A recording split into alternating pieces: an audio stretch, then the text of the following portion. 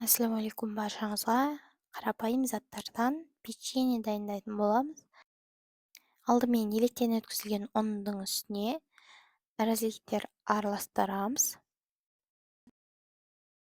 Үстіне сары майымызды салып, араластырамыз. Қолымызбен үгітіп шығамыз. Бөлек ыдысқа жұмыртқамызды ағы мен сарысын ажыратамыз. Бізге сарысы керек болады. Үстіне қаймақ және шекер қосып, жақсылап араластырып, ұнымыздың үстіне қосамыз. Және бұны араластырып, қолымызбен қамыр илеп шығамыз.